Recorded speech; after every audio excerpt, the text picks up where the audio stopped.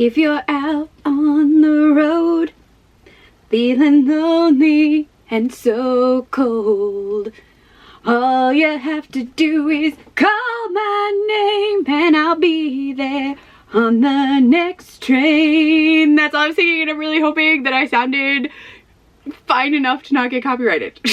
Hi, gremlins. So this is part 2 of the Dream Harbor reading vlog. I am currently in one of my favorite cozy sweatshirts. It says Yes to All Love. It's from Common Love. I got it last year. It is super cozy, and I have coffee in my Luke's cup. Now, again, Dream Harbor is like inspired by Gilmore Girls. It is its own independent thing. I though do believe it's set in Connecticut, because in the last vlog I was trying to figure out where it's set and it doesn't actually say, but Bennett mentions that they drove 7 hours to Buffalo and then back. And so I was like, we're at 7 hours from Buffalo, because obviously that should tell me. And one of the places that comes up is Hartford, Connecticut. So I think we're technically in Connecticut, but that's just a guess. It's really like the New England-y area. But I'm gonna take a sip of this coffee and then I will get into the actual vlog, because before we get to the books I'm reading, I do want to fill you in on 2 books that I read outside of vlogs. There are snowplows going by. It has been snowing all night. Yep, snowplow. I hate snowplows. I will explain. Hold on. So, briefly, it has been snowing. We haven't gotten a ton of accumulation, but we still have a lot of snow. The reason I don't like snowplows are we live on a corner, and so they plow us in consistently, all the time. And we have been plowed in so many times that we get a lot of snow in our driveway that you have to deal with. And a snowplow does not, like a snowblower, can only do so much. And also, I experienced a snowblower injury last winter, and I blame the snowplows, because the reason that I was messing with the snowblower at all is because the snowplow snow was so thick that it clogged the chute. But I'm not going to get into that. We are going to get into books. I just thought I would tell you why I'm complaining about snowplows, which objectively should make your life better. They just consistently make my life worse. But before we get into Dream Harbor books, I did read 2 romance/mysteries that I thought I would mention. So the Dream Harbor books themselves do include a number of queer characters. We have a female-female married couple. We have Jacob, who has a boyfriend. We have non-binary Alex. I don't know that Alex is ever referred to as non-binary, but they use they/them pronouns. Who else?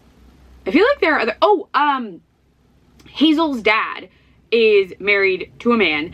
And also he was at one point in a purely non-romantic relationship with Hazel's mother so they could have a kid, because they both wanted a kid, but they were not into each other. He was always gay. Like he was always going to find a male partner, but they wanted a kid, so they got together. I think that's everyone. If I'm missing someone, I will toss them in later, but like there are LGBTQ plus characters included in Dream Harbor. They are just not the leads of the stories. So the stories themselves, admittedly, we don't know. So Noah's sister in his book says, oh, you can bring this person to Thanksgiving, and he's like, oh, it's a woman. So I don't know if that's like a tease that Noah is perhaps bisexual or pansexual or fluid in his interests, but I just thought I would mention that in the event that I'm incorrect. But predominantly the couplings are male female in the Dream Harbor books. So in the previous vlog, I read Pumpkin Spice Cafe, Cinnamon Bun Bookstore, and The Christmas Tree Farm. Now, I will be reading the other 2 that exist so far, but I'm filling you in on these 2 really quick. So these 2 are queer mysteries that also have romance in them. I'm not quite sure. Like, one of them is billed as a mystery and the other one is definitely a romance. So the first one is Murder at the Book Fair by Lily Charles. Lily Charles is the pen name of 2 authors writing together, and it's the Molly and Emma bookseller series. And in this one, we are following, in different perspectives, Molly and Emma, who have met previously and are working at a book fair in Florida. They are booksellers, so they sell pretty fancy books. And a number of books are damaged/stolen. There is a murder, and they solve it together. But in this book, we are watching the 2 of them try and determine if they want to get together, and then following as their relationship kind of deepens, because they are friends who have romantic interest for each, like a romantic interest in each other, but they're just like moving very slowly, which is very sweet. This does get into like romantic-y things. This is very chaste though. There is nothing on page besides like some kissing. But I just thought I would mention this one because it's fun. So I'll get it closer to camera so you can see it. This is the second book in the series, but it involves a book fair. So I'm excited that I got to read this one. This was an early birthday / Christmas gift. It came in the mail and then Krista was like, I'm just gonna give it to you now. So I read it before I started filming this. Not like this morning, I just had time. And then the other one is The Secret of Cider Hollow, which I'm going to say is a novella because it's only 90 pages. And this is by Victoria Wilde. And in this we're following Ellie and Sam in Cider Hollow, which is a New England town. Sam owns a cider mill and a number of strange events keep happening. The cider mill / orchard is consistently in peril, and Ellie has left Boston to get away from like an ex that kind of made them feel crappy about themselves. And so the two of them get together pretty quickly, basically begin spending all of their time together trying to hash out all of these strange events that keep happening to Sam's orchard. This was very, very cute, very cozy. There's a lot of drawing in this, but what's interesting is we don't get the sketches. I kind of would have loved if the sketches were included in here since Ellie is sketching consistently, but this was super cute. It does have very Dream Harbor vibes to it. It's a tiny town with like chaotic events occurring. So also super, super cute. This is more in keeping with the Dream Harbor series. I would say in tone. It follows two women instead of a man and a woman. But now, moving on to the first book that I will actually be reading in this vlog. I just wanted to include those because I read a lot of queer romance, and because these are all not seemingly queer, I wanted to add some in. The next book I'll be reading is The Strawberry Patch Pancake House, which follows Iris and Archer. Now, Iris was very, very briefly introduced in The Christmas Tree Farm. They go and get pancakes at the pancake house, and she's the waitress, and we just like very briefly meet her. Archer, I believe, is the new person. Like, he has just moved to Dream Harbor in this book, but I don't know because I haven't started it yet. But this is what I'll be reading next, and I will fill you in as I go. I don't know how much time I'm gonna get to read today. Some days I get a lot of time, sometimes I don't, but this is next. I do think this one is super cute because the little strawberries on the thing are foiled. So very, very cute. But that will be this. So in this, I'm specifically going to be reading Strawberry Patch Pancake House and then following up with the new Dream Harbor release. And I'll show you that when I get to it. But yeah, so there'll be 2 Dream Harbor books in here, and I'm also going to probably toss in some other stuff. I haven't decided what yet. I also have a cookbook that I want to show off, but we'll get there when we get there. So I'm gonna go. I have to finish getting ready for work. I have all my stuff ready to go. I do need a refill on my coffee because I drink as much coffee as a Gilmore, and before I even watched the Gilmore Girls, I drank a lot of coffee. So this is not like influenced by the Gilmore Girls. It just gives me an excuse to actually tell you how much coffee I'm drinking. So yeah, so I'll be drinking a lot of coffee, but I need to make more. I'm gonna take you with me to make said coffee, but that's it for now. Let's go make coffee, and then I'll fill you in when I have pancake house stuff. Maybe I won't take you to make coffee right now. No, we'll save that for another day. So yeah, I'm gonna get coffee, and I'll fill you in when I have pancake house thoughts. Also, now I really want pancakes. Hello, gremlins. It is right at the end of my lunch break, so I have a super, super teeny update. I have only read 4 chapters of the Strawberry Patch Pancake House. This has such a long name. In this, so far, we've been introduced to Archer and Iris. So I've read 2 chapters from each of them because this is told much like the other books where it's typically like one then the other, point of view wise. So I did mention Iris was like briefly mentioned. I swear she was in a different book. We learn Iris is from Dream Harbor, has lived in Dream Harbor like her whole life, it sounds like, or at least a lot of her life. She has been working kind of like gig work is what she calls it. So she teaches classes at the Y. It sounds like works at the flower shop because she gets free flowers. She occasionally works at Kira's Christmas Tree Farm during the season when she needs extra help. But she's really having a hard time making her rent. She knows for a fact her rent, she's not gonna make it this month.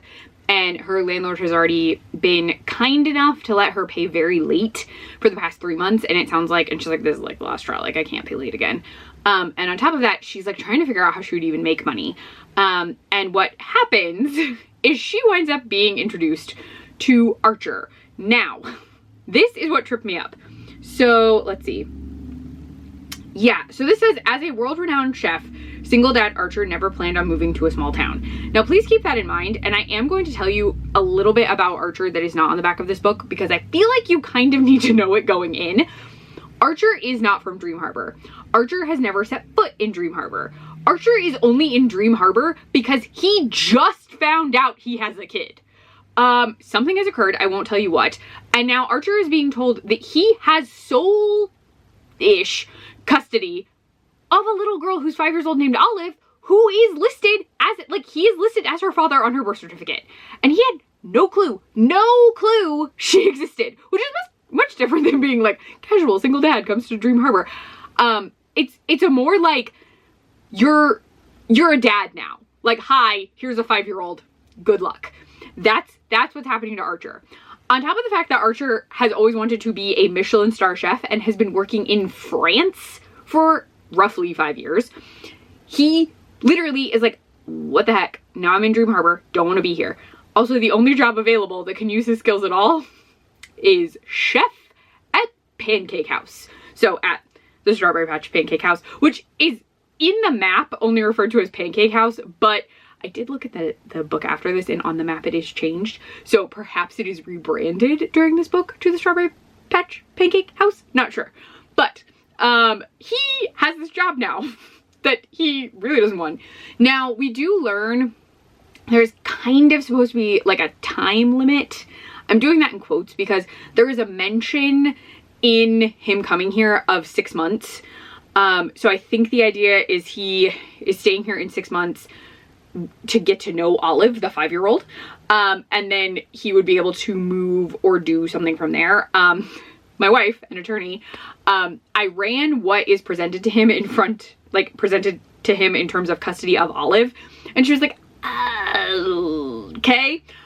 She said it's not exactly how it would work, but also she's not a small town lawyer who may or may not have worked something out with someone, so she was like, that's weird, but okay, just roll with it, I guess. So there's some kind of 6-month period presented at the start of the book. Just keep that in mind. So we know 6 months is like covered possibly in the length of this book. Again, I'm 4 chapters in, I don't know.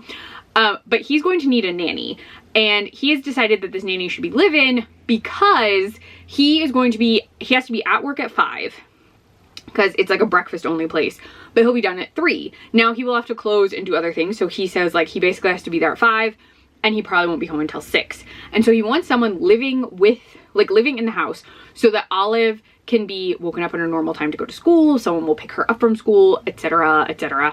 Really, so that Olive has a stable, set up sort of schedule, though primarily this nanny will be taking care of her because he'll be working.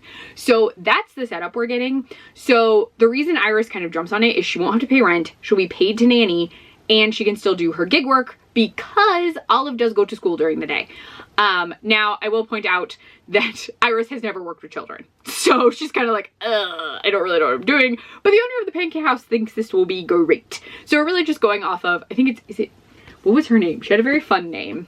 Hold on, I will tell you her name. It was a delight. No, that's not it. Gladys. Gladys thinks this is a great idea. Now, I do also want to let you know that we learned, I don't know if this was presented in another book, and I don't know if I'm saying her name right. I always say it Corey. It's spelled K-A-O-R-I, and in my mind, that means Corey. But if I'm saying that incorrectly and you've read this book or listened to the audiobook or something and no, please tell me, because that's just what I'm going with in my head.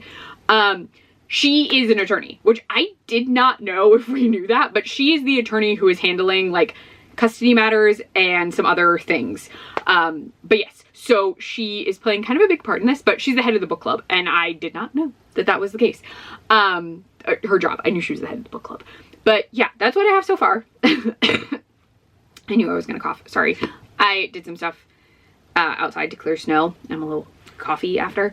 Also, I have coffee because, you know, 4 cups of coffee is totally normal and fine. So much coffee.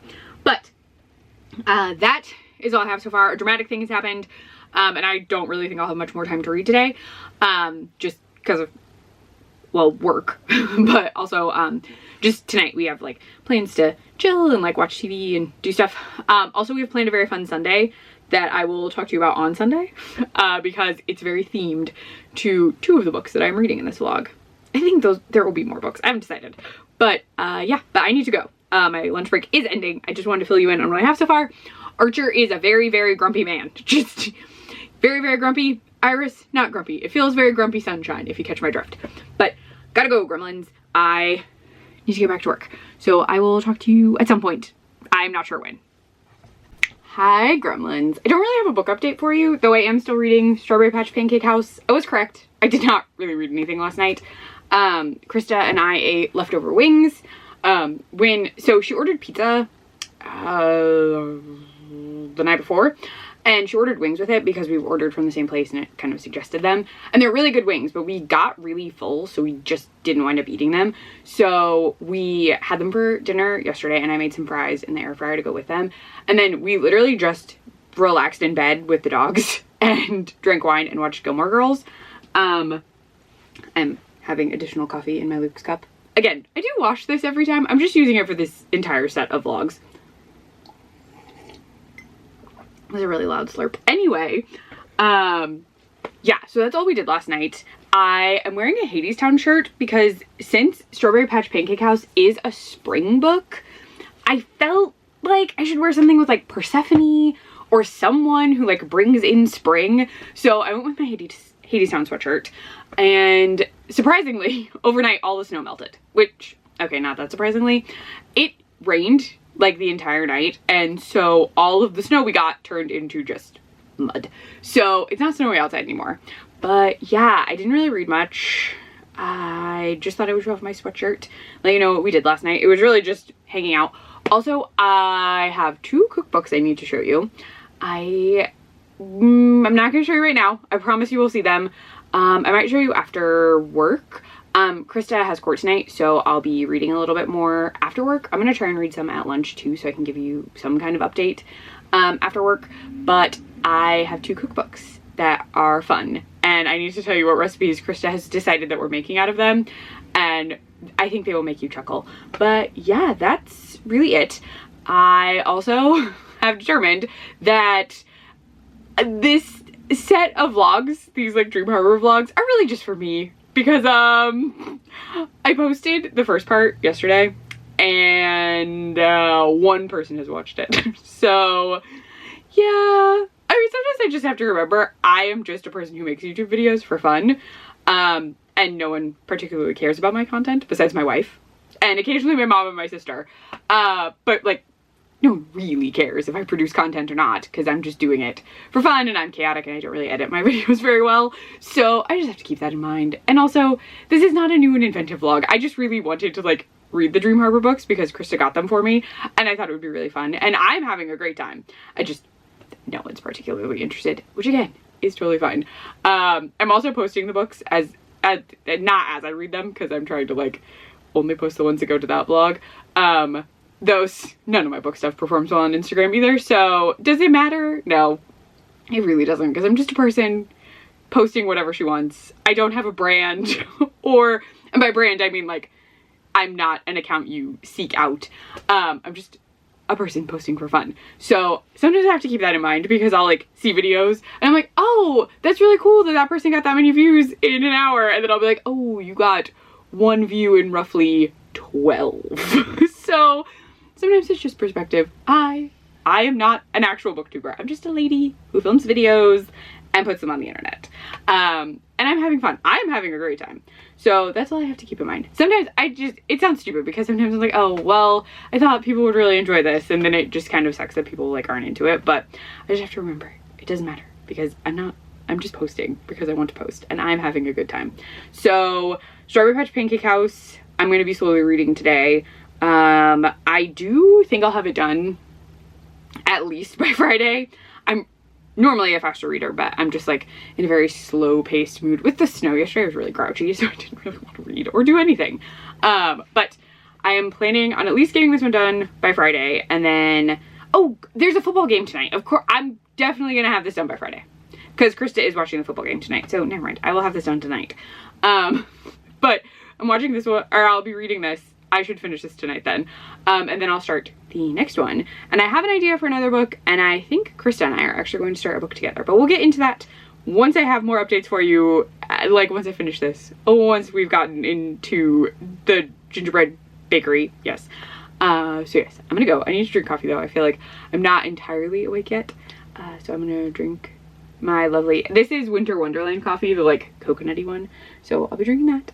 And yeah, just doing work stuff because my work starts in a few minutes. I just went up to you, but I will see you sometime later today, gremlins.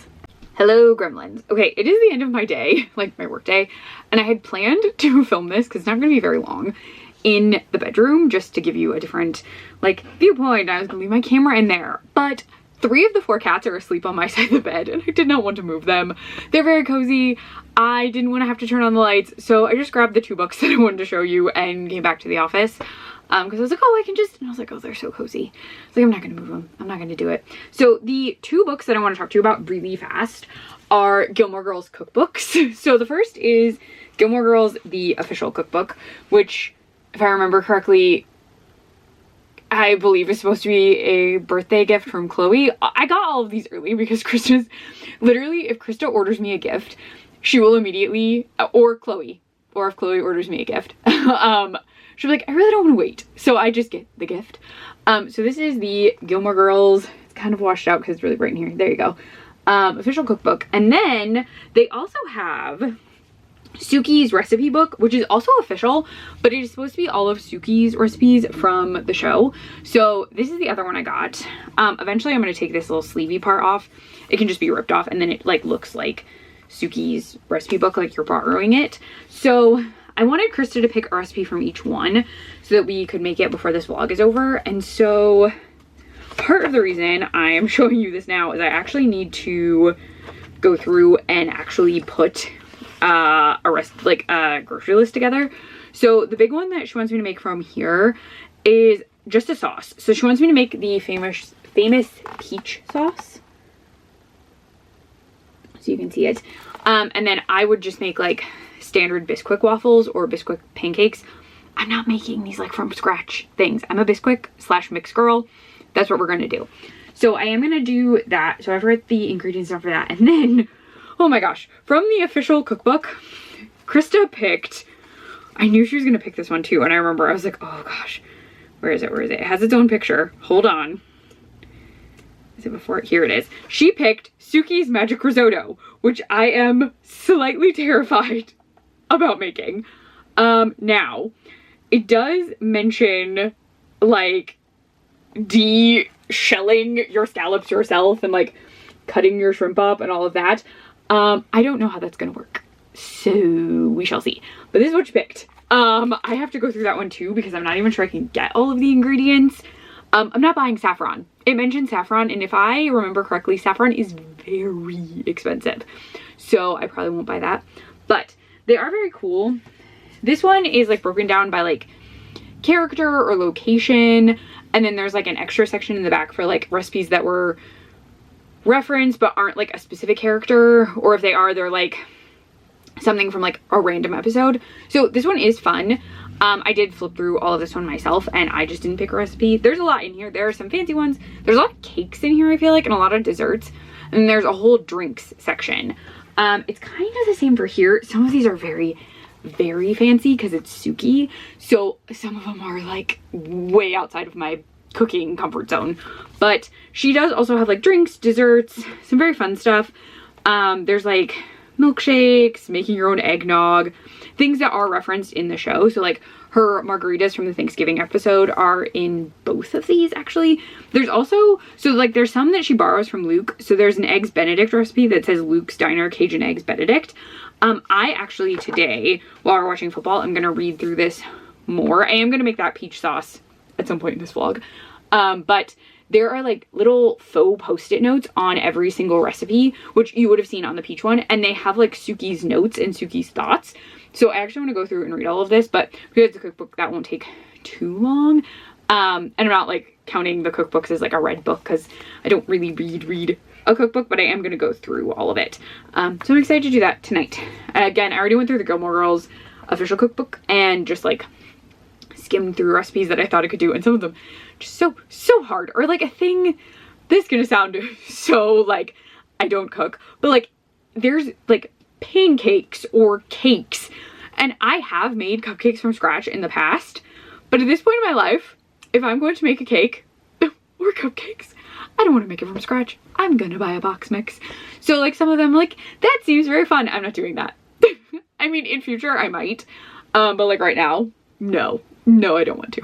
So that is the plan. I need to go through and write down everything I need, and then see what I can do. The risotto is stressing me out a teeny bit, which I did. I was like, I knew you were gonna pick that one. I knew she was, but I was like, where am I gonna get some of this stuff? So we're gonna see if it's even viable with what we can do. Now, I did tell her that I have a recipe. Ages ago, we used to get Every Plate, which is like it's within HelloFresh, but we had a recipe that was like faux risotto, so you didn't cook it exactly like a risotto, but it was a very creamy rice. And I was telling her, if I can't quite figure out this one, I could probably hodgepodge the two together, because I'm not sure I can even get risotto rice, because it very specifically says risotto rice, and I'm like, how would I find that? Is it labeled? I've never made a real risotto. So we'll see. I'm gonna go through and write down the ingredients, because the hope is that when Krista gets off of court tonight, we'll just run to the store and pick some stuff up that we need, just like random stapley stuff that we've run out of. We're gonna grab that, and then I would also pick up this stuff. But I don't know, some of this it's really the risotto. I feel like the sauce won't be that bad, except I think I have to like de-skin a peach. But we'll see. We're gonna see how that goes. But I gotta write those down and take the dogs out. I want to film this really quick. And oh look, perfect timing. My battery needs charge. So gonna take out the pups. I'll fill you in on like Strawberry Patch Pancake House stuff later, because I'll be reading some more. But I'll talk to you when I have that update for you, my dear gremlins. Hi gremlins. You may hear Smallville in the background because we have it playing for the dogs. It is late. It is almost 8 o'clock. We ran errands when Krista got to take a break from court. And so we picked up, I will specifically say, we picked up what I decided we needed for the Suki risotto and what we needed for the Suki peach sauce. And I will be making those later in the vlog. Right now, I'm just making basically fake skyline. So if you don't know what that is, it's basically spaghetti and then chili and you put cheese on top. It's called a 3-way or 4-way depending on what's in it. And that's what I'm making for dinner. It's pretty quick. It's basically just canned chili. I add onions, and then I accidentally added too many onions because I wasn't paying attention, and so I'm doing 2 cans of chili, so we'll have leftovers. And then I'm finishing up a box of spaghetti.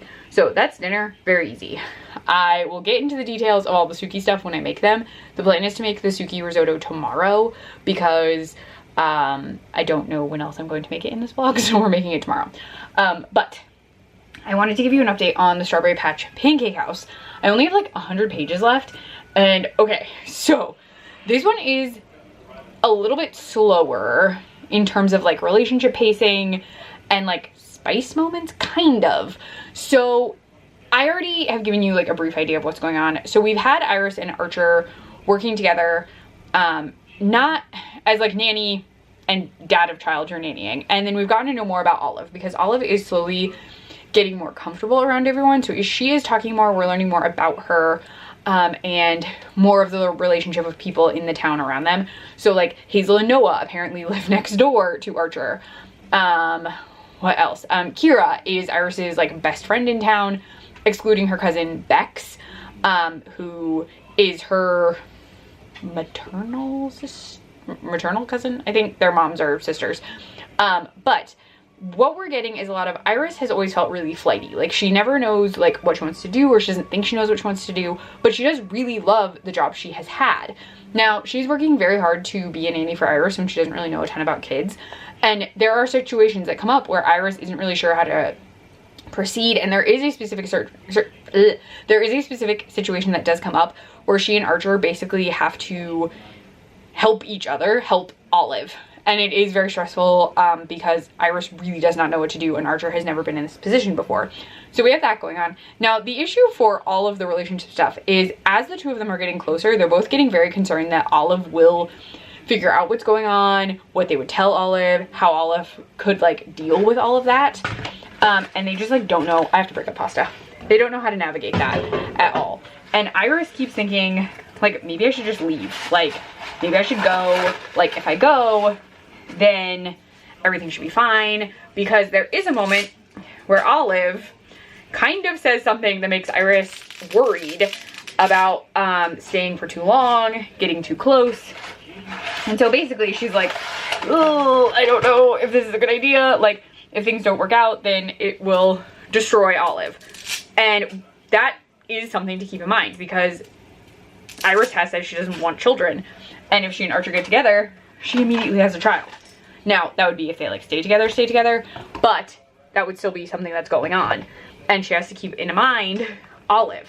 And Olive is getting very close to her, and she is seeing her as a sort of maternal figure the longer she's nannying for her. Now, on top of that, we have Archer, who is trying to deal with running the diner, which the mayor insists he had a vision that it was a pancake house, which explains the title.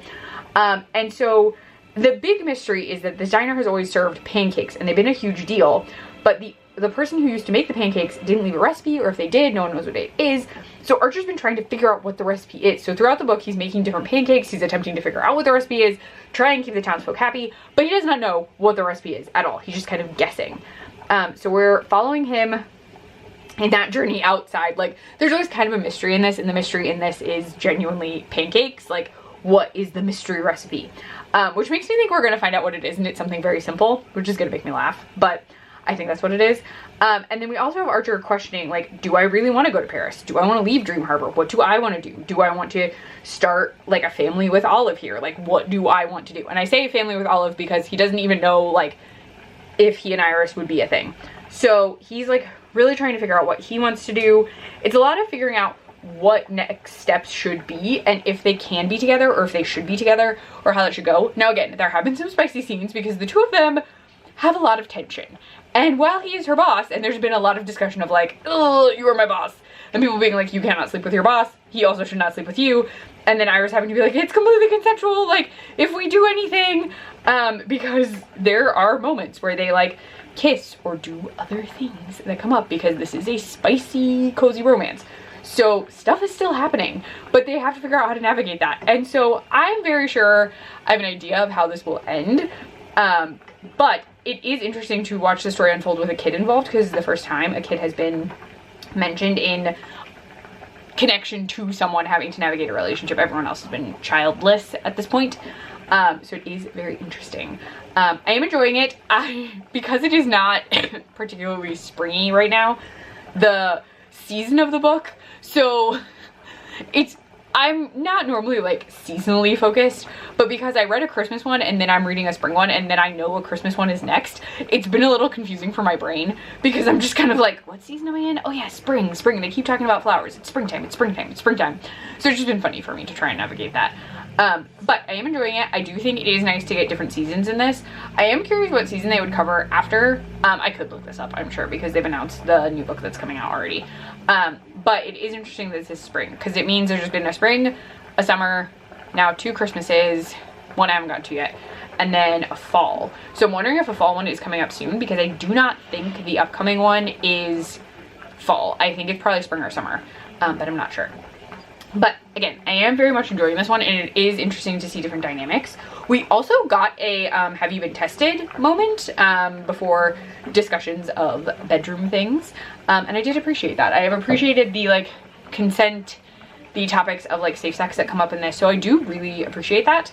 And it is interesting watching this dynamic. It's been fun seeing like the characters pop in, especially Kira, because they're giving Kira a lot of time with Iris, so I do find that very interesting. But yeah, that is the update for now. I need to focus on making dinner, but I'm almost done, so I will make sure not to spoil anything, but I will give you final thoughts when I finish. And then we're moving on to Christmas, but I have to monitor my pasta and stir my chili, so I will probably, I won't talk to you until tomorrow, Gremlins, so I will see you then when I make coffee. I'm definitely making coffee. Hello, Gremlins. I'm not officially revealing what's on my shirt yet until we get to the next book, but last night during the football game, I did in fact finish the Strawberry Patch Pancake House. Now, we do learn the mystery of the pancakes, which made me literally laugh out loud.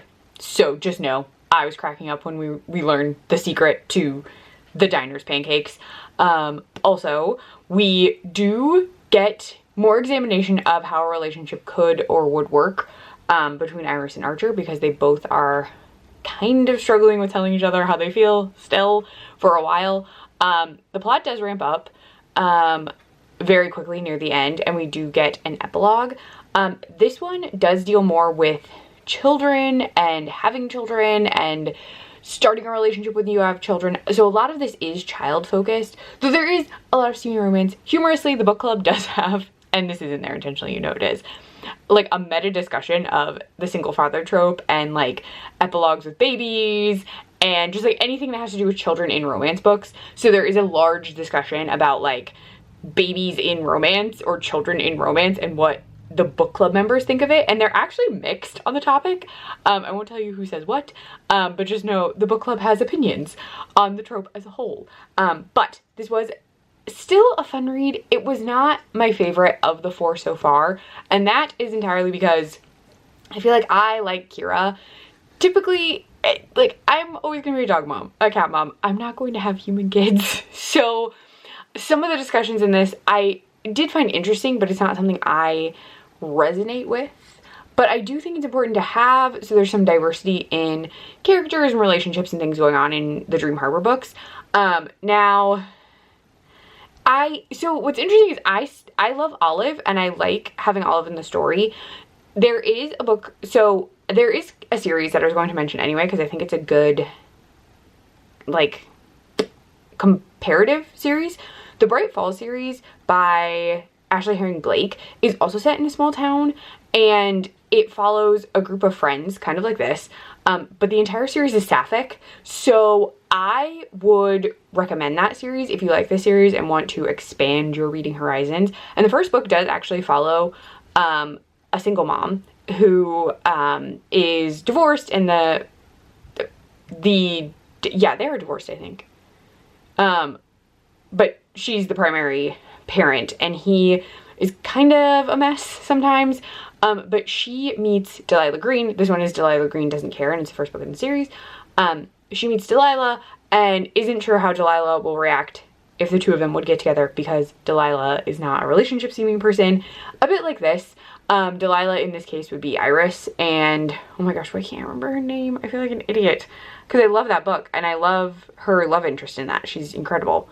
I'm having a time. Just know the love interest in that one would be similar to Archer in that she is the child and she's coming to the relationship with a kid. Now, I believe the child in that is older than 5. Not like way older, but I think closer to 10. And I was very into that story. That's one of my favorite ones of the series because I love Delilah. And I do love her love interest whose name is escaping me. It's bugging the crap out of me. But this one does focus on it a lot more, it felt like. And I just like did still enjoy the 2 characters, but it was not my favorite of all of them. But I do appreciate including more things. Why are you barking? Why is everyone barking? They're barking because I muted the TV so I could talk. Anyway, I'm gonna go see what's going on. Hold on. They were barking at nothing. There's nothing outside. There's nothing going on. Anyway, we are now moving on to the next book, which I'm going to point out technically, I don't know how technically this can spoil anything. This book references the characters from the Pumpkin Spice Cafe, Jeannie and Logan. And I knew I was gonna cough because I had to go outside to make sure there's nothing going on. Sorry. My asthma just sometimes decides to be a delight.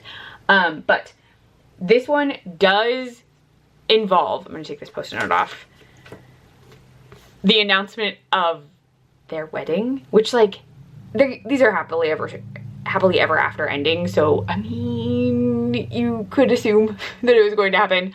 But that does come in here. They are not the main characters though. We're actually following Annie and Mac. And if you've been keeping track, Annie's bakery was originally called the Sugar Plum Bakery and it was changed. So I'm sure there's an explanation because they do that with the bookstore.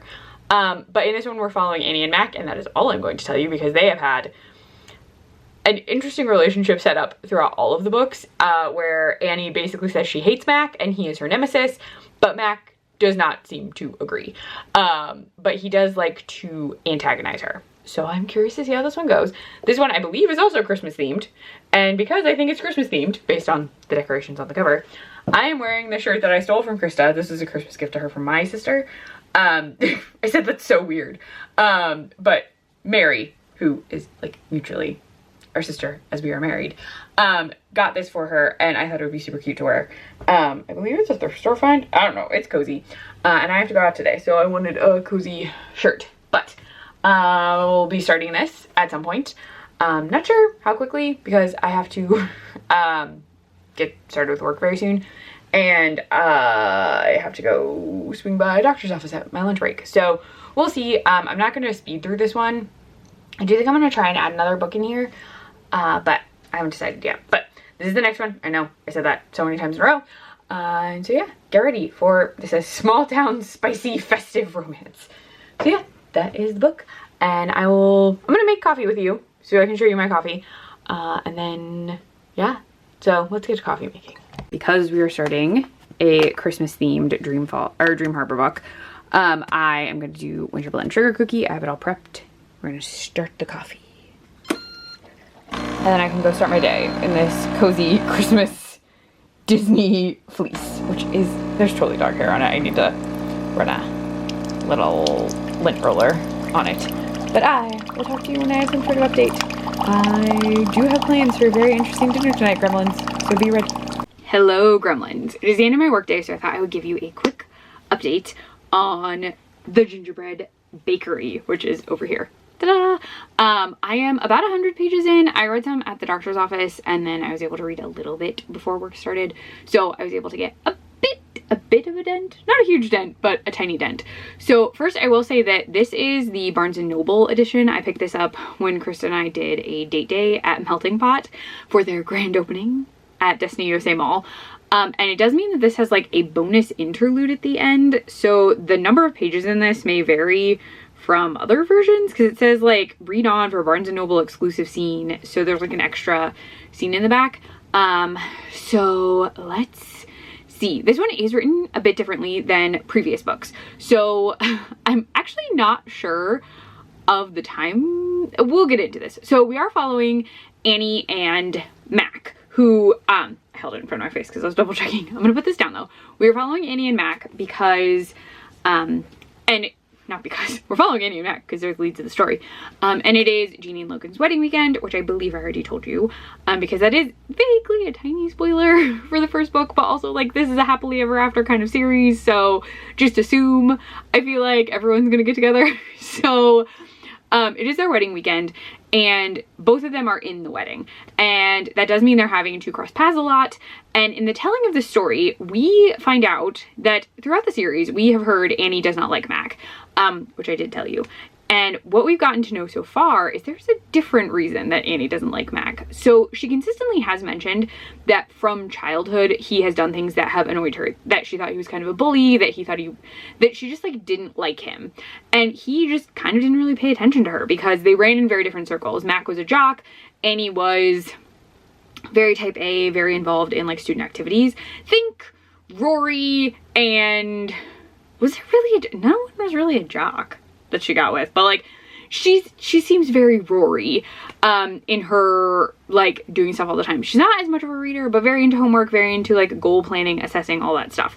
And so the two of them just never really hung out. And then so no one really understands why this like animosity is so big between them, because even Logan and Hazel have been Annie's best friends for forever. Even the two of them are like, that's weird, like we've let it go. And Logan even is like, I have forgiven him for any teasing that happened when I was like in kindergarten, like let it go, just let it go. And so while everything is going on, they are kind of pushed together because of the wedding. Now they've also been further pushed together because something odd has happened. Something has gone amiss is all I'm going to say. And Annie has been asked to take care of it. And conveniently, while she's asked to try and figure out what's going on and fix this issue, Mac shows up at her house because Logan needed to pick something up from her and he's busy. So he was like, hey, Mac, I just happened to see you. Could you pick these up for me? So he winds up at Annie's and is now drawn into this whole like event, which does involve a lot of moving around, a lot of like traveling the town to figure out a solution. So they're doing that. So that's our big mystery, but I don't want to tell you what it is because it's not mentioned on the back. So I'm just going to say in this situation, something is amiss and Annie was asked to fix it. And now she and Mac are working on it together. But unlike most of the stories, this one is actually being told with a now and then perspective because it turns out that these two have spent a Christmas together before, sort of. Now, there are some events that we are detailing in the then section of when Mac and Annie were about 19 years old and no one was really in town, just the two of them, in terms of their friends. And so we're learning why Annie is so actively anti-Mac. And it's more than just that she thought he was not great when they were kids. There is some key catalyst there from when they were 19. And we're delving into that as we're going through the events in the present of the wedding weekend. And it is very interesting. And also, I have like just been thinking about the book club because the book club always has kind of an insight into what you're reading. So they're kind of our Greek chorus, if you will. So in all of the books, the book club has been reading or is considering reading something that fits along the lines of the story, which is obviously intentional.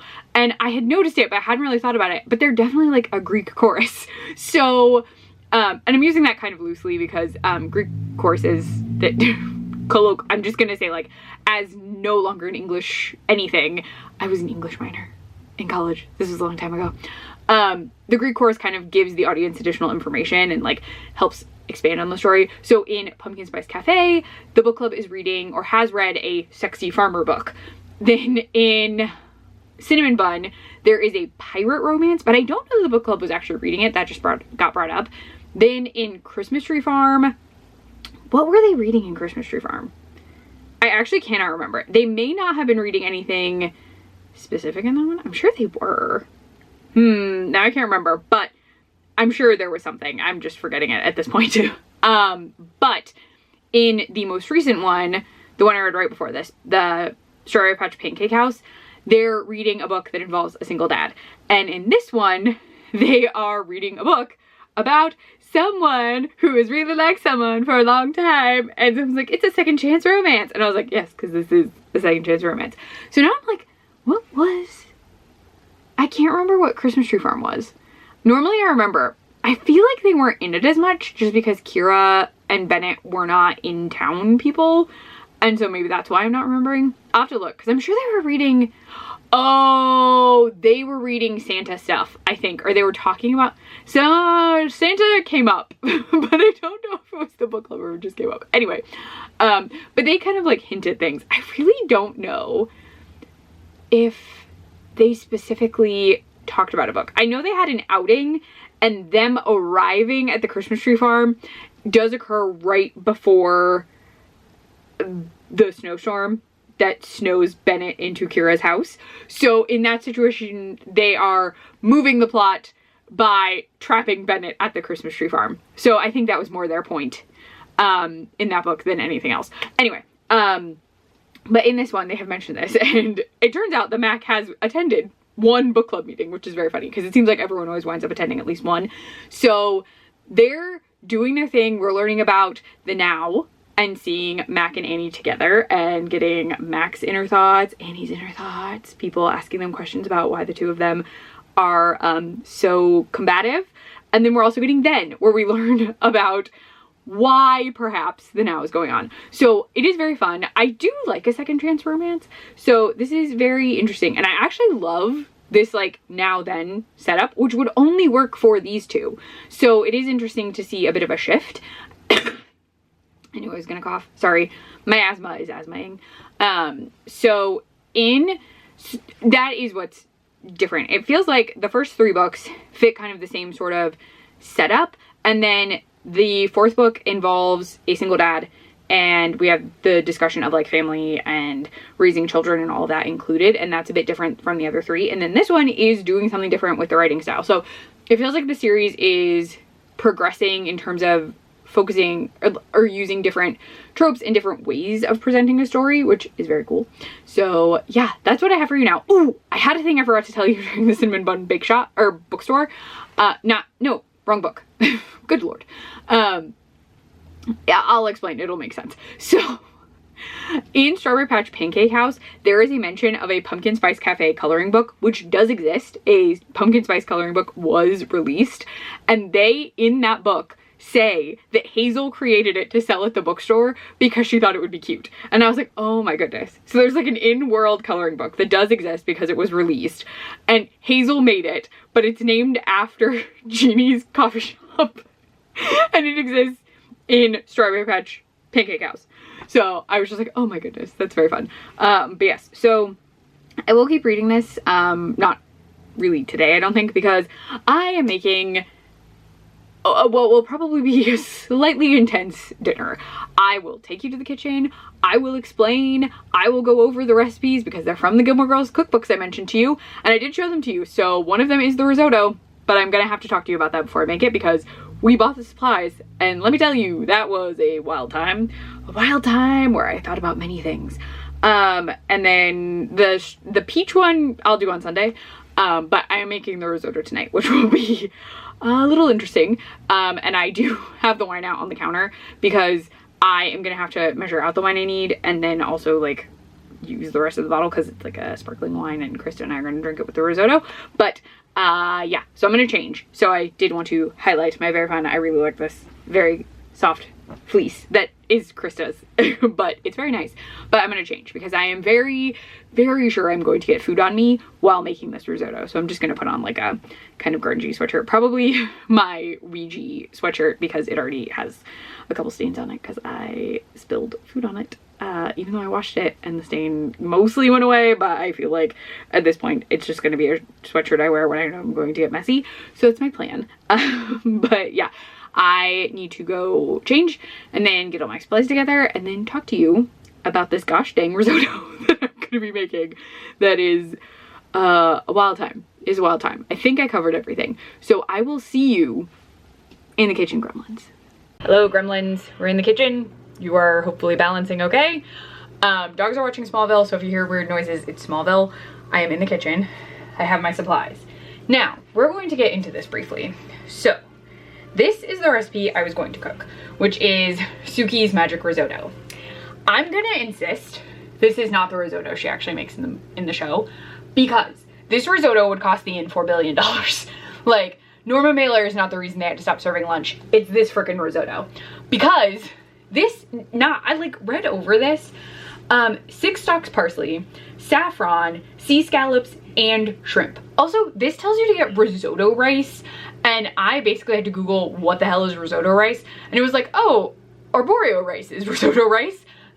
And we'll get into why it's annoying that this just calls it risotto rice. Now, Krista did not know this had shrimp in it. She kind of went off of the description and then like the picture, but she thought the shrimp in here were additional scallops. So, we went to the store yesterday and I looked at getting the ingredients. Now, one, the parsley is supposed to be like cooked in the broth and then discarded. So are parts of the shrimp. So it wanted you to buy a shrimp in shell, which I really did not want to have to deal with because hand injury. And so I was like reading through the recipe and I was like, it wants me to shell the shrimp, put the shells in the broth with these stalks of parsley, and then I'm supposed to throw a majority of that away. The parsley isn't even for garnish. Like, you're supposed to pitch all of that. And I was like, okay, I don't want to strain the sauce. I don't want to throw out a bunch of stuff. I'd rather just like not buy shrimp in shell, and I'd rather not buy parsley that I'm gonna throw away. Like, I was like, I don't want to do that. Then the saffron. The saffron's the kicker here. Saffron at the grocery store was $20. And it's a teeny bundle because saffron is expensive. And I knew that going in. This literally has you. Where is it? Where is the thing about the saffron? Okay, hold on. Because I remember being like, no. Where is it? Where is it? Where is it? Boil, cover, my strainer. Sorry. Yes. Add saffron threads and toast, stirring continuously for 30 seconds to a minute. Now, it does not say to remove those. It does say to keep them in, which is fine. But I was not spending $20 on strands of saffron when the scallops that I bought, because I could not get fresh scallops, I had to get frozen scallops, and a bag of frozen scallops was $20. And I was like, I'm not also spending $20 on an herb. So I didn't. So I do have shrimp, frozen shrimp. Pretty fancy frozen shrimp, but not in shell. They still have like an exoskeleton and all, like the cleary kind. But I had to get frozen for both because they did not have fresh at my store, and I was not driving around town to get fresh anything. If I, like, it just was not worth my time. So this is the one I was technically going to follow, and I will be following it for the scallops, though they're still defrosting. They've been defrosting since last night in the fridge, but they're now in a hot water bath because they did not defrost enough. So scallop recipe, I will be following from here. The actual risotto recipe I'm going to follow is in this cookbook because it is so much easier and involves way less hard to get ingredients.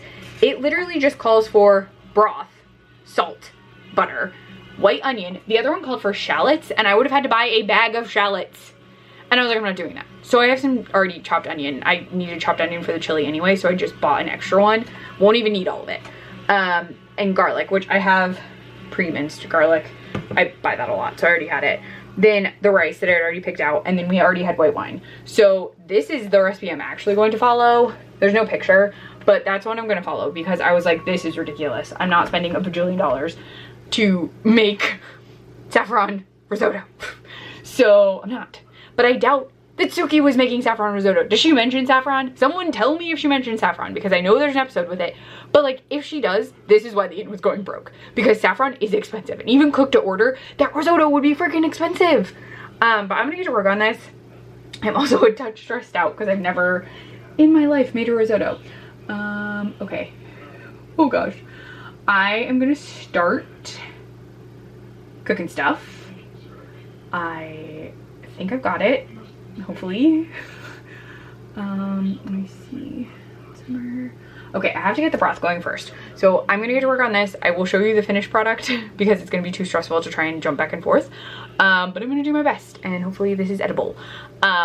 Once the risotto is done, I'll cook the scallops, but I'm again still waiting for them to defrost. So let's hope that doesn't take too long. But yeah, but I am gonna go. I'm gonna try and make risotto, but not that ridiculous saffron risotto because you know what? This is not a time to be spending $20 on saffron. I was shocked to learn the scallops were $20 because they actually weren't labeled. We got to check out and scan them and I was like, what? And I was like, it's fine. I said I was gonna make scallops, just get the scallops. So it's a number of scallops, so like we'll be able to eat them for a little bit, but I'm still like, what? So yeah. But I'm gonna go. I'm gonna start this. Oh goodness. Goodness, goodness, goodness. Okay. I will see you when the risotto is made, hopefully, gremlins. If not, we're having some really weird rice. Okay, gremlins, quick update. This is the risotto. It actually looks like a risotto. It's very brown because the broth was brown, but it looks like risotto. I have to get the scallops in. I'm not entirely following the direction because it said 1 tablespoon. Where is it? It wanted you to do the scallops first, and it also said, where is it? Where is it? Like, do that, then do the scallops. And it said 1 tablespoon olive oil and 1 tablespoon butter, which was never going to fill this pan. So I have more than that. But I have scallops over there, and I'm gonna get those in. Hopefully it goes okay. Okay, they are a little pale, but based on the touch test, they are cooked. So I did cook the scallops. They're not professional grade. It was my first attempt, and they're all very different sizes, which makes cooking them almost impossible. Some are very thin, some are very fat, some are crooked, but also these are frozen scallops from Walmart, so it is what it is. I'm just leaving them in there for a sec because they're very hot and I have to move them. But yeah, so we have risotto and we have scallops. So I did it. Oh gosh, very stressful. That did take a while. I think I was down here for an hour, maybe over an hour, but they're cooked. They're ready and I can plate them up. Also, Bane has been trying to eat them this whole time because he loves shellfish and he is a monster. I did it. They're plated, they're ready. They're not seared super well because I did add too much butter and oil, but I was worried about them burning.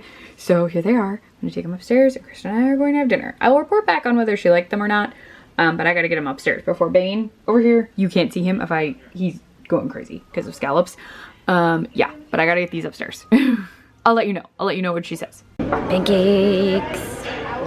Hello vlog, we're in the car. You saw we got pancakes. IHOP was very fast. Yes. They got us our food in about 30 seconds. We though did not get our coffee till after that, and oh my gosh, Krista got cold brew, but they made it from cold brew concentrate and they did not in any way dilute the coffee. So it was terrible. It just tasted like undiluted coffee concentrate. So they replaced it with the chocolate milk. Also, their coffee cups are so small. It was like an espresso cup of coffee. I desperately need coffee, but we had to go to Walmart first to pick up some like grocery things. It's really just like we needed a couple grocery things that we didn't pick up earlier. So we got them for one of our nieces. Yes. So we picked up some stuff. And then we have to go to Pet Supply. It has this new fun thing where they don't label the price on anything. Right. So you have to find someone that can scan it. All of the holiday like gift sets were not labeled. Which I guess is good to know because we're about to go to a different Walmart later today. I will explain in more detail closer. But yeah, it's been a very busy morning. Oh gosh, it's one. Yeah. So we have to go to Pet Supply Plus to pick up some stuff for the dogs. And then, well, and the cats. And then we are going home to drop everything off. I'm gonna make more coffee at home to take with us. Sorry, I'm like also looking at cars. Yeah, we have to take the dogs out and then we're headed to a different Walmart to do our annual stocking stuffer thing. While there's good weather, we would. Yeah. So normally we would do it in December, like closer to Christmas, but snow already came and there's going to be more snow. There's already like a whiteout for 3 days. Yeah, straight, so we're doing it early. And what we do is we each get $50 in cash. Technically 60 because the other 10 is to cover taxes and stuff. And you go around the other Walmart, which is like the nicer Walmart, and you find $50 worth of stocking stuffery gifts for the other person. So we're doing that, but we're gonna get lunch first, do that, and then come home and watch a Christmas movie. So that is the plan. Again, we normally do it in December, but. And today, Catherine gets the rest of her regular Christmas gifts. Oh, all of my Christmas gifts have shown up. There's a box out for delivery and I'll show you that when it comes. But yeah, so I thought I would fill you in on the day. I'm not gonna take you to the other Walmart for stocking stuffer shopping just because it's going to be probably as hectic as this Walmart was. So I'll just show you stuff when we get back, but I thought I would tell you about the day before we. And let me know when you need to use my phone to do my gifts. Yes. I have to use Krista's Amazon account to do hers because my phone won't let me pay for things. It's a whole weird thing. But yeah, so I have to do that. I have not done it yet only because I need her to be home and I need her phone. So yeah, but we are headed to do the last little bit of errand running that is not stocking stuffers. We're also gonna grab lunch because we had the pancakes a while ago actually. We were at Walmart for way longer than I anticipated. But yeah, so gonna get coffee, gonna do all that stuff, and I will fill you in after we've gone stocking stuffer shopping. Let them know what you think of the early Black Friday. Oh, Walmart. Yeah, they didn't really have that much stuff, which was weird. And it's nothing has a price on it. Yeah, it's really annoying. Oh, how did you like the risotto and the scallops? Delicious. Very in-depth flavor of the risotto. Very deep, complex. Our house smells like it. Our whole house smells like risotto and scallops. There's nothing I can do about it, it just does. But yeah, so I gotta go. I'm also probably making it difficult to drive because I'm blocking off at least one line of sight. So I will talk to you when we get home from stocking stuffer shopping. So see you later today, gremlins. So odd, but we're gonna start listening to Make the Season Bright by actually hearing Blake on the ride because it's like a half hour out. So I have this. And we probably won't finish it in this vlog just because it's like a 10-hour-ish audiobook. But we're gonna at least start it, so I thought I would include it in the vlog just so you know. I don't know enough to tell you this and I don't have the thing pulled up, but I'll try and give you like a brief synopsis at some point, but this will be the book for the drive. So we're headed out and I will talk to you when we get home, gremlins. Hello, gremlins. This is stocking stuffers. So these are mine. Krista got me Snoopy like snow day, so it's like little shorts. This cookie cutter kit, very cool light up Snoopy sweater that's not lit up right now. Wednesday with thing. Then we each got one of these because I spotted them and may have mentioned that I thought they were cool. Then she got me Reese's Pieces. And then this like mystery, so these ones weren't a mystery, but it was like mystery Grogu and he's eating blue macaroons, which is like my favorite version of Grogu. Adorable. Very adorable. And then these showed up today. So these are not stocking stuffers. These are actual Christmas gifts that came early and we're just like giving each other stuff as it arrives. So Krista got The Christmas Swap by Talia Samuels. She's also really excited about this one. I'm not going to read descriptions. They'll be in a vlog. Then Barbara Wink's Christmas Cupid. And then A Holly Jolly Christmas by Emily Wright. And The Christmas Pick by Renee Sapin-White and Ella Schaefer. Sapin? I'm not quite sure. This also says they're a winner of the Lesbian Bard Awards. So that's fun. And then, so Goose is over here with one of Krista's gifts. I always get her like a silly plushie that a cat or dog winds up stealing, and Goose has it this year. It's like a little capybara with a snow belly. It's cute. It was just like a small thing at the store. And then this is Krista's stuff all stacked up. I also got her a book. Socks. More socks. She did ask for socks. Then matching cup, because I thought it was cool. And then I got her minifigures, primarily because Hans and Mies. So one has Carbonite Han, and then the other one up top has 2 Hans. And then I got her some hot chocolate. And then this is the book I got her, because I thought she would like that. So it's called Nothing Like the Movies, and it's by Lynn Painter. I've never heard of the author, but the whole thing is this guy's trying to win a girl back by doing a bunch of rom-com things. And then I got her this very fuzzy, I think this is supposed to be, there you go. I think it's supposed to be for like girlfriends of guys who are like really into football, because it just says like, go team, and has footballs and stars, but it looked really, really soft and warm. And I got her one of these last year, but the sleeves were weird, and like they kept eating her hands, and this is real sleeves, but this is the plushie. It has like a little belly. Chloe normally steals one of Krista's gifts. Like, she always takes the plushie. So I was like, oh, I should give her a little plushie. But that's all the stuff. So this is really like our Christmas. Like, our Christmas is done. Krista has stuff coming in the mail that I was waiting to order because I was having issues ordering it and had to use her phone. Which I wound up having, I could do it on my phone, but then I needed you to give me a code to proceed. But yeah, so that is everything. And we are now going to watch, oh yes, these are cups. We bought these a while ago. We're having blackberry wine in our fancy Christmas cups, and we're going to watch, you're going to get zoomed, possibly. My favorite Christmas movie. Yes. Oh, I am zooming now. It is Happiest Season. Watching Family Stone this year is going to be super sad. Oh, it is. So we always watch a select number of like staple Christmas movies, some of which are queer, some are not. But the queer ones are The Family Stone, Happiest Season. Oh gosh, what is the tree one? Because we own that one too. Under the Christmas Tree? Yeah, Under the Christmas Tree was a Lifetime movie that I really like. I'm going to bring you down slowly. Oh, I'm zooming you in more. Look at me being a great videographer. I say. So you're really good at this. Great work, great work. Oh, good Lord. Stop looking at me. We watched those. And then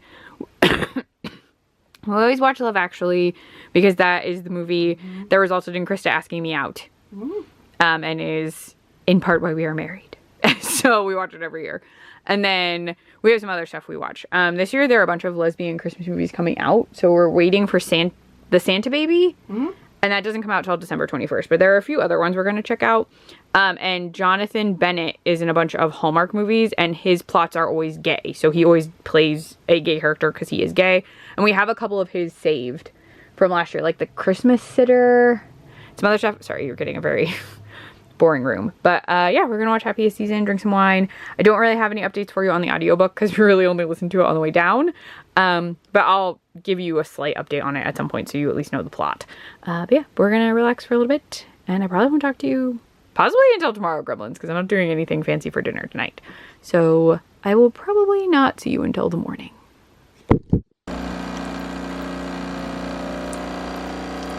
Good morning, Gremlins. You can probably hear Smallville, but I'm back in the kitchen. I have my coffee, and I'm about to make peach sauce. So I'm gonna take a sip of this coffee. I'm catching up on BookTube because a bunch of people posted stuff yesterday, I think, or during the weekend. I just didn't get to it. But this is what I'm making. Peach sauce. This is from the Suki cookbook. I'm making this. It's actually pretty easy. I have all the stuff in a pan already, so this is what I'm using. I am using canned peaches because that was way easier to get, for me at least, than anything else, so that's what I'm using. And yeah, so I'm gonna get that together. Once the sauce is done, I have to make little waffles. So I'm doing this now. Shouldn't take too long. And then I have to blend it and then put it back in the pan. Yes. So I'm gonna get to work, have this done, and then I'll show you when I get the finished product. My waffles will not look like this, just FYI. Okay, blame Archer. I'm attempting to make pancakes. I don't ever make pancakes, but I thought I would give it a shot. So we'll see how this goes. My dad used to make pancakes when I was a kid all the time. He had like a griddle he would set up. He would always make Bisquick pancakes, which I just put the box away. So just believe me, this is Bisquick. But I notoriously am very bad at pancakes. So I'm just giving it a shot. If it's really bad, I will make the waffles, but we'll see. I added a lot of butter in the hopes that that would save me. Just a little. So we'll see. I have plenty of peach sauce. I have more batter. I think I can make us 2 pancakes each. I didn't want to make a giant batch of pancakes. So let's just hope. Hope and pray for me, gremlins, that this goes okay. Because I don't do this ever. And I have pancake molds that I could have used, but I have attempted those before and they always suck. So we'll see. I don't know. One of these is lumpy and one of them is circular. So I don't know. I hope my pancakes come out, folks. I did it, gremlins. Okay, these ones aren't as like pretty. Do not want to focus on my creation. This one looks okay. That one's a little wonky, but the ones in here look like real pancakes. They're kind of fried in that I used a lot of butter. So think of this as is it a Johnny cake that's a fried pancake? I mean, Johnny cakes are also corn, but I think you're supposed to like kind of fry a Johnny cake. So I basically made these like a Johnny cake instead of a pancake or a flapjack. But you know what? I think they look good. I'm excited about it. The peach sauce is just hanging out in the microwave. I was worried it was getting cold, so I put it in there and I nuked it, sorry Suki, for like a minute. She would not use a microwave, but we are a woman who uses a microwave and pancake mix because, you know, Bisquick is a delight and I grew up with it and we're using it for everything. I also use it for my favorite cookies. I make the peanut butter blossom cookies from the Bisquick cookbook that you're going to see during Christmas because my mom sent me her cookbook because I was like, oh, I wish I had her cookbook because I used to use it all the time. And she actually sent it to me as a gift last Christmas and left me a little note and it's super cute. So you'll see that during Christmas time. This is sort of Christmas-esque time since we're doing it kind of early, but I'm gonna keep an eye on these, add some peach sauce and get these upstairs to Krista because I think these are almost done. They're almost done, so close. Okay, talk to you at some point later today, gremlins. Hello, gremlins. I have to try and be quick because this is a muted timeout situation, but I finished the Gingerbread Bakery. This one, surprisingly, has, actually maybe not surprisingly, this is a second chance romance, which I've already told you, and Annie and Mac actually are like, it's more Annie than Mac, but Annie is like really holding on to her grudge against Mac, which we do learn she has reasons to be very upset with him, but they actually do not have that many spicy scenes in this, primarily because it's more tension based, I feel. There are 2 scenes and then hints at I guess 3 technically, but one is really near the end of the book. We do get an epilogue, and then if you have the Barnes & Noble version, there's an extra like little scene epilogue thing at the very end, as well as Annie's gingerbread recipe, which may be in all of them. But this was a very fun read. The wedding was adorable. We do get a resolution for the missing person situation, and it is wild. There is a lot of like snowstorm, so we do get some like snowstorm kind of one bed. It's a bit of a stretch. Also, the kittens are adorable, and we get introduced to the character for the next book. So this one is definitely more tension. So if you like a very sexual tension heavy read, it's great. Also, the town is very much like, have you 2 gotten together yet? Did you do it? Did I win the pot? Has it happened? There's apparently a large bet going on about when the 2 of them will get together. We learned about Mac's time away, and kind of what Annie was up to while he was gone. We also get to meet all of Annie's siblings, including her sister Charlie, who arrives. But I did enjoy this one. Again, this is more tension. This is more a lot of sexual tension that is very slowly coming to a head as this progresses. But we did get introduced to everyone for the next book. So, oh, also this one is extra Christmassy, so very Christmassy. The wedding is cute. It's a very Christmassy wedding, which is adorable because Krista and I, I'm not looking at you, I'm looking at my phone, got married on December 1st, and our wedding was very Christmassy themed because we decorated with like little snowflakes, and we watched a lot of Hallmark movies while we were at the hotel. So very like wintry themed. But the next book in the series, I will show you, I'll hurry. This may not focus because it's so bright. It's fine. No, you're fine. My phone. You don't have to hurry. It's just they gave it to 12 again. Come on. Please focus on this screen. Are you gonna do it? Can you do it? No, and now my screen's asleep. Come on. Come on. No, you're just gonna be overblown. Yep. Okay, I tried. So the next book coming out is The Daisy Chain Flower Shop, which stars Daisy and Elliot, both of whom are introduced during the wedding. Daisy throughout. So we do know that Daisy has a love curse, and she owns the flower shop. And Elliot is an architect working on the inn. Now, curiously, I believe that the next book after The Daisy Chain Flower Shop is going to be... Where is the map? Is going to be the Apple Pie Ice Cream Parlor, because on the map that comes with the book, this is the first time the ice cream parlor has had a name, and it appeared in the Strawberry Patch Pancake House with no name. So I think it's going to be the Daisy Chain Flower Shop, and then the next book will be the Apple Pie Ice Cream Parlor. That's my guess. I don't know when that would come out, but the next one is not out until May of 2026. So keep an eye out for that eventually, because I am going to buy it and I'm going to read it. But now that I've finished the Gingerbread Bakery, that does mean I'm done with Dream Harbor, but I have many books. And earlier this week, actually it was yesterday, I went to the library yesterday. I went to pick up 2 holds. Those holds, one I think is maybe gonna appear in this, but I also looked at the new release wall and I was surprised to find Best Woman, which I feel like no one is talking about. Maybe it appeared in a video or something, but this follows a trans woman whose name is Julia, who is going to be the best woman at her brother's wedding, and ultimately is going to find herself dealing with the fact that her longtime crush is at this wedding. So this is a sapphic story, and if you notice, the cover is very lesbian flag coded. There's pinks, there's oranges, there's whites, there's purples. But yeah, so we're following her at the wedding as possibly a romance sparks between her and her former crush. So I'm very excited to read this. It's not super long. It does say in the description that it is a send up of my best friend's wedding. So there you go. I have seen that one, I think. Possibly. Maybe. If not, maybe Kristen and I will watch it because I don't really remember. But after I read the book. And not until later in the week, as today is football day. But I'm going to start reading this for a little bit, and I will check in with you later. Dogs are barking. I'm sure there's sound outside. But yeah, did very much enjoy my time in Dream Harbor for these 2 vlogs, and now we're going to move on to a wedding-themed romance, because I thought it would be fun to follow the wedding-themed Dream Harbor book up with another book that is focused on weddings. And I have an idea if I get through this one for another book, but we'll see how that goes. But yeah, so I will talk to you later, gremlins. We're going to return to the football that I need to unmute for my wife. Hello, gremlins. It is the morning. It is before work. Very close to before work, so I do not have a ton of time. But I actually read all of Best Woman by Rose Domu. I think it's Domu. During football last night. So this follows Julia, who has moved to New York City and has been living there for about like 3-4 years. And while living in New York City has transitioned.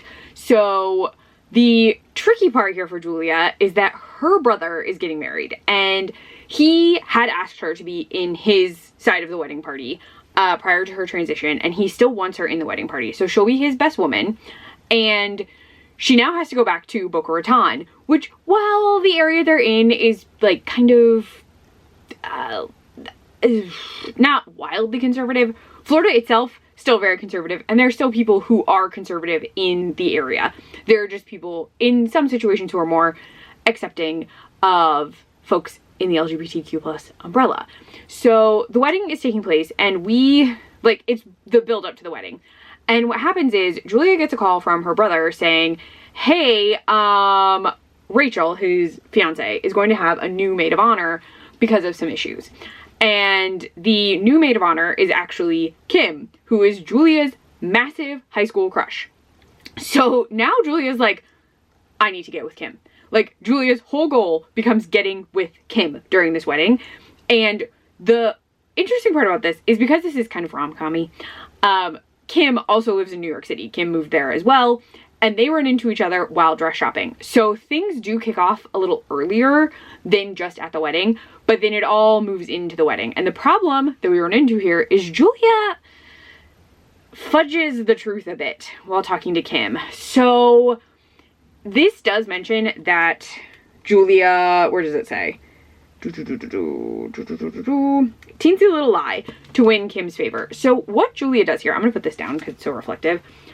What Julia winds up doing is basically leading Kim to believe her family relationships are different than they are. And so Kim, and it's in part to get Kim to care about Julia. And Julia, once this like goes into place, this lie, oh gosh, sorry. Julia then is like, oh my God, why did I do that? Why did I do that? And then is like having kind of an emotional like freak out. And then her New York family, so Julia does have a found family in New York. They're all very fun people. They are all kind of like, yeah, that was dumb. Why did you do that? Because like your family is not what you're saying it is. And like a lot of us have families that are the way you were describing yours. And like that, why would you do that? And so Julia is now kind of freaking out. Oh, my camera is dying. I knew that was gonna happen. So Julia is freaking out, but then has to go through the wedding. And while this is going on, Julia is still contending with the fact that like she has to deal with family, like extended family, and then is kind of trying to feel out family relationships because she isn't really around a lot. She's primarily in New York City, doesn't really come back and visit, and is not super communicative with anyone besides her brother who's getting married. So we're following all of that. The story does feel almost memoir-like in certain spots where you can definitely tell the author is kind of giving Julia their own feelings, their own thoughts as she's discussing her identity, what it's like being here, how this is so much different from being in New York City. And it is very interesting to follow. I thought it was a very fun read. It almost read like an article in the tone, and I don't know why, like it really almost read like a memoir to me, even though it is fiction. It is definitely fiction, and I don't know why, like it just felt like I was reading someone as they were explaining events that were happening, and it felt more nonfiction than fiction in some spots. But I did very much enjoy it. We do get the Kim plot of Julia trying to get with Kim and figure out how to be with Kim, and that's all very fun and gets a bit steamy. There's also someone else that Julia hooks up with because Julia is actually bisexual. I know I said this cover is very sapphic, but Kim is a lesbian. Julia is bisexual and is a very equal opportunity sleep with people. She is very confident in her sexual endeavors. So it was very interesting to follow because she kind of has someone that she steadily hooks up with in Florida when she visits. But it was really interesting. I very much enjoyed it. There is some stuff that comes up at the wedding that is very difficult to read and difficult for Julia to deal with, that does come up. And there are moments that made me like tear up because they were happy, and there are moments that made me tear up because they were sad. So I highly recommend. I just feel like no one's really been talking about this, and this is a great rom-com-y read. I highly recommend. This was fun. I don't want to tell you too much because I will spoil stuff, but to follow up this wedding before my camera dies, hopefully, I will be reading my best friend's Honeymoon, which is also a queer romance. I'm not going to tell you too much except that it's called My Best Friend's Honeymoon, because again, my battery's about to die, but I'll fill you in when I read more. I wanted to start another book because there's Monday Night Football, so I'll have time to read tonight. But get ready for My Best Friend's Honeymoon by Meryl Wilsner, which I have seen around. Just no one seems to have read it yet. All right, I will talk to you later, Gremlins, when I have a charged battery. Hello, Gremlins. My hair is doing a weird thing because I've been cold all day, and so I've had like a blanket wrapped around me off and on and like over my head, so my hair's just doing what it wants. But it is the end of my workday, and I wanted to fill you in because I read a tiny bit of My Best Friend's Honeymoon during my lunch break, and I thought I would explain a little bit about this in more detail. So we're following Elsie and Ginny, and Elsie and Ginny have been friends for like ever, but Ginny has had a huge crush on Elsie. And in like high school, Ginny did try and make their feelings known, and Elsie was like, I don't want to ruin our friendship, we can't date, I'm sorry. And we do know Elsie is pan and Ginny is into women. So Ginny uses they, she pronouns. Elsie just uses she, her. From what I've read in the book, I believe that is correct. And this entire plot is kind of summarized on the back, but I am going to provide a tiny bit of clarity because when I initially heard about this book, because it says My Best Friend's Honeymoon, I thought like somehow they were getting together on the honeymoon, and I was just a little thrown. The actual synopsis does explain to you that the honeymoon is happening, but there was no wedding. So what happens here is Elsie has been dating this guy named Eric for 3 years. They've been engaged for 1.5 years, and he plans an entire wedding and honeymoon without consulting her. And on top of that, he plans it so they're getting married in a week. And in that moment, Elsie is like, I don't want to marry Derek. I don't even know that I love Derek. I don't know why I'm still with Derek, except that I don't want to let Derek down. And Ginny this entire time is very supportive. They're basically like, if you don't want to be with Derek, you don't have to be with Derek. So ultimately, while Ginny, she is not the catalyst, they just kind of let Elsie talk through her feelings. And what happens is Elsie and Derek aren't getting married. But the honeymoon was paid for as a non-refundable, all-inclusive kind of deal. So it is in like the, I think, did they say like Santa Lupita or something? It's in like tropical environments, and they live in Minneapolis. So they're like, oh gosh, this would be great. I'm talking about both of them in this situation. Because Ginny's like, well, that sounds incredible. And the reason this all kind of comes up is Derek tells Elsie, you've been working really hard, and I think you should just go on the honeymoon because I don't want to go. And she's kind of surprised, and she's like, no, you should go, like, you paid for it, like, this was all. He's like, no, please take it, please go, and you can take Ginny. And that's what happens, because he knows Ginny and Elsie are best friends, and they are very close best friends. They, again, have known each other for forever. They literally go to lunch with each other every single day. So, like, they spend a lot of time together. And so Derek's like, I'll get it all worked out. Ginny can go with you instead. And so that's the plan. The two of them are going on this honeymoon vacation together. And we're also getting some of the dynamics of Elsie with her family. Elsie is the fourth of 5 children. They've all kind of been set up to just kind of take over the family store. The family has owned a hardware store for a number of years, and each child is just kind of expected to work there forever. Elsie is also 23. I thought maybe she was older, but she is only 23. And if she and Ginny are about the same age, Ginny is probably like 23, 24. And like all Elsie has done is work at this hardware store. And all Ginny has done is work at this some kind of design firm, I think, but it's a cubicle, and Ginny has never wanted to work in a cubicle. So there's a lot happening here where we're getting, neither one of them is particularly happy with how their life is going, and now they're going on a trip together. So I'm wondering if the book will only say, I feel like the book is going to do the honeymoon and then we're going to go back to Minneapolis and more of the book will take place there.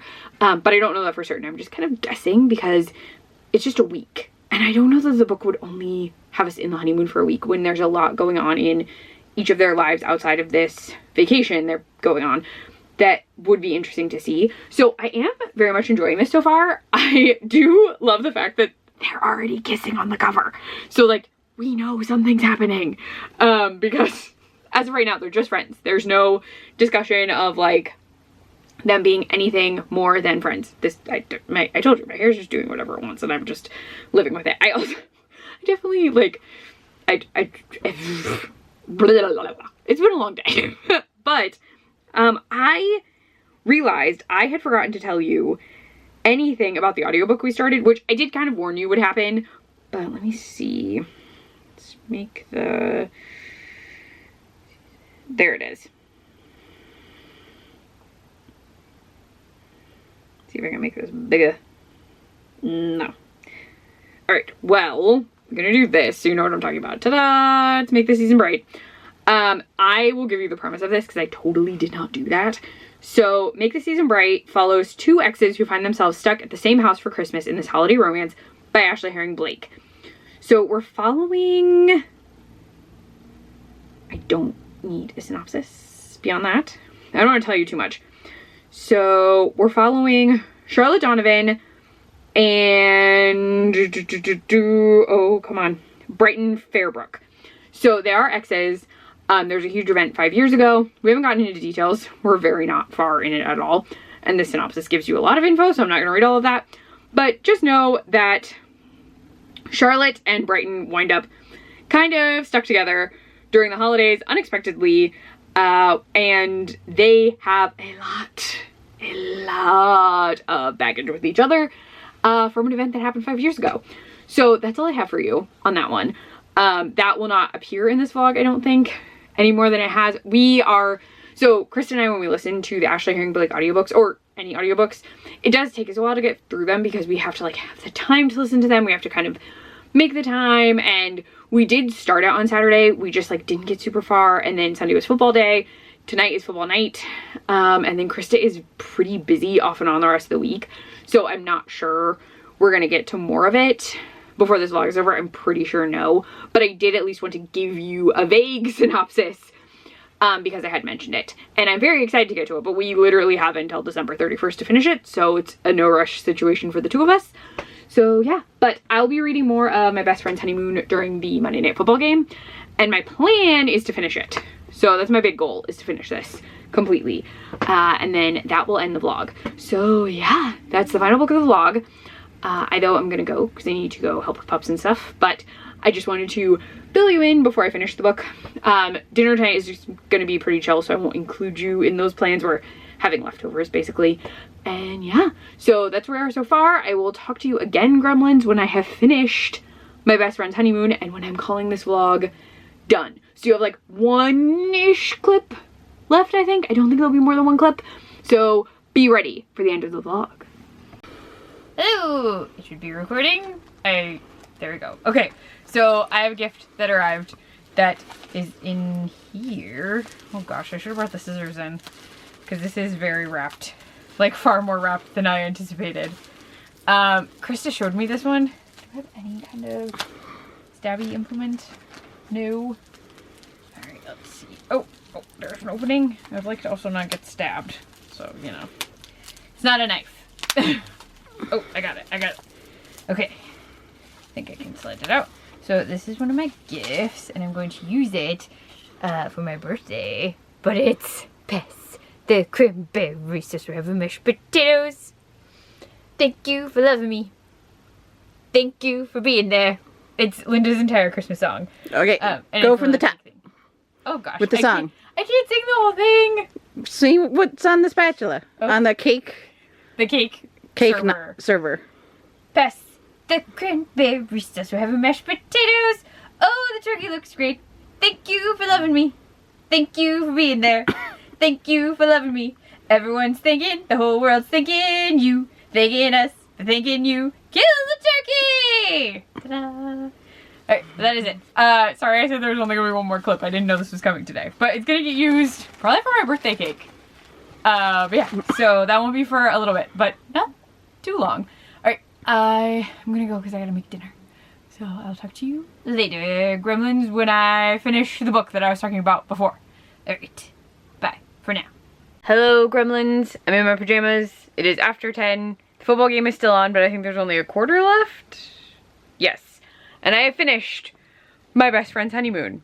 I gave you a pretty solid recap. They did go on the honeymoon, which I'm just going to say, if you watch the other Dream Harbor vlog where I was like, oh, that one had spicy peppers on it, this one would have like a ghost pepper on the back of it being like, things will happen. So there's a lot of things during the vacation that occur. It then tones down after that, but just imagine there's a giant spicy pepper in the middle of the book. Then they do go back to Minneapolis. Krista hasn't read this and she just laughed. They then go back to Minneapolis and have to deal with kind of it's about a 300-page book. So it's basically like a sort of third act breakup kind of event. There is a fight that comes up at the very end of the trip while they're actually packing to leave that has to do with, oh my gosh, with Ginny not telling Elsie something. And Elsie, because she is still kind of dealing with breaking up with the fiance and him planning the wedding without her, the thing that Ginny kept from her results in a big fight that Elsie really, like, is tied to a number of things, but there is a big fight, and then they both go back to Minneapolis, and that results in the two of them having to deal with the fact that they don't really know what they want out of life or with each other. So we do follow two different plots for a bit as they're trying to figure themselves out. The game is back though, so I will tell you I did enjoy this. extra wildly spicy. Krista's trying not to yell, so I'll be really quick. Very, very spicy. Was not expecting that. I should have though, because they're making out on the cover. But this is the final book of the vlog. That is the Dream Harbor vlog series closed with bonus books and some recipes. I hope you enjoyed this vlog. Also, thank you to the people who watched the other one because the views did go up. I appreciate it. Sorry I was kind of grouchy about it only having one view after 12 hours, 24 hours. But people have watched it. I, though, do need to go because my wife is sitting over here looking like she's going to explode. So, I'm also on Instagram at CliffGoEverAfter. Subscribe, thumbs up, the things. Let me know if you've read these books and if you liked them. Also, see you in the next one, Gremlins. Bye!